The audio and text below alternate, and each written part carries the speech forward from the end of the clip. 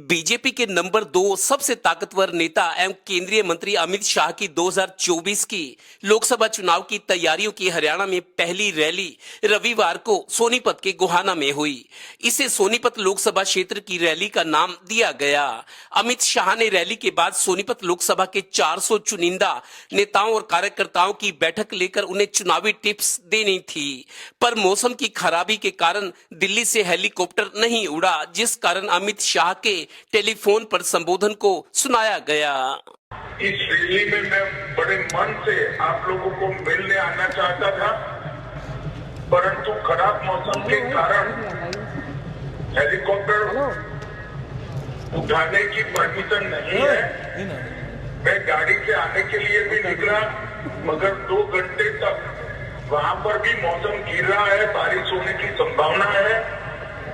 तो मनोहर जी का निवेदन था कि मैं टेलीफोन पर ही आपसे बात करूं। मित्रों, आने वाले दिनों में आज हमने जो गोहाना में रैली रखी है, उसका मकसद है कि 2024 के चुनाव में हरियाणा की सभी सीटों पर कमल खिले। मंच पर मौजूद सोनीपत के लोकसभा सांसद रमेश कौशिक के संबोधन के बाद पार्टी के प्रदेश अध्यक्ष ओपी धनखड़ ने अपने लाजवाब भाषण से सबको रोमांचित कर दिया।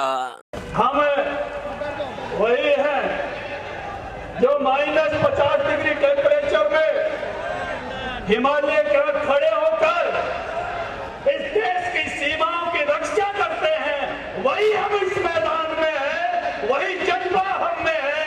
कोई बात हमारे जज्बे को कम नहीं कर सकती। ये वीरों की भूमि है और हमें इस बात की खुशी है, चाहे प्राचीन काल हो चाहे वर्तमान काल हो, जब तेग बहादुर की शहादत हुई थी तो इसी इलाके के खुशहाल भैया ने अपना शीश दिया था कि तेग बहादुर का शीश, गुरु तेग बहादुर का शीश आनंदपुर साहिब पहुंच सके। ऐसे शीश के दाने की मिसाल दूसरी नहीं है। ये शीश का दानी कोई था तो इस सोनीपत के क्षेत्र में था। रैली की समाप्ति पर मुख्यमंत्री मनोहर लाल ने संबोधन दिया। सीएम ने प्रदेश की चौतरफा तरक्की, सरकार की नीयत और नीतियों का जिक्र किया। मुख्यमंत्री ने प्रदेश में डबल इंजन की सरकार होने और अपने राजनीतिक गुरु प्रधानमंत्री नरेंद्र मोदी की तारीफ भी की। जैसा देश में हमारे राष्ट्रीय नेतृत्व के हमारे श्रद्धेय प्रधानमंत्री नरेंद्र मोदी जी के कुशल नेतृत्व में अमित शाह जी के हमारे प्रभावशाली एक गुणोत्तर जो उनका योजना का है, उस योजकता में जो सरकारें चल रही हैं, उसी नाते से हमने हरियाणा में भी आपकी सेवा में कोई कोर कसर नहीं छोड़ी है। गौरतलब है कि इस रैली की तैयारियां पिछले 10 दिनों से जोर शोर से चल रही थीं। भीड़ जुटाने की भी भरसक कोशिशें थीं, पर रैली के वक्त लगातार बूंदाबांदी और बारिश, इस पर अमित शाह के ना पहुंच सकने के चलते रैली जैसे तैसे हो पाई। रैली में सरपंच एसोसिएशन के 8-10 सदस्यों ने सीएम के भाषण के वक्त एक कागज पर नारा लिखा, हवा में उठाया, नारे लगाए, जिस पर पुलिस ने उन्हें हिरासत में ले लिया। बीजेपी नेताओं ने इसे इंद्र देवता की परीक्षा कहकर रैली समाप्त की।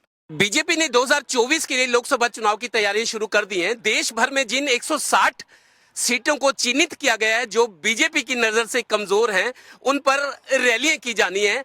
हरियाणा की ऐसी 3 लोकसभा सीटें हैं जो कमजोर आंकी गई हैं, जिनमें सोनीपत, रोहतक और सिरसा शामिल है। आज सोनीपत के गोहाना में बीजेपी की बड़ी रैली होनी थी, जिसे गृह मंत्री अमित शाह ने संबोधित करना था, लेकिन इंद्र देवता के आगे रैली बस हो पाई, जैसे कैसे रैली हो गई। और अमित शाह ने दिल्ली से टेलीफोन के जरिए अपना संदेश दिया कि मोदी जी को एक बार फिर प्रधानमंत्री बनाना है और देश को आगे बढ़ाना है। लिहाजा हरियाणा बीजेपी ने इस रैली की तैयारियां कई दिनों से की थी, लेकिन आखिर हुआ जो मंजूर खुदा होता है। कैमरामैन श्रीनिवास के साथ देवेंद्र कथोरिया, टोटल न्यूज, गोहाना, सोनीपत।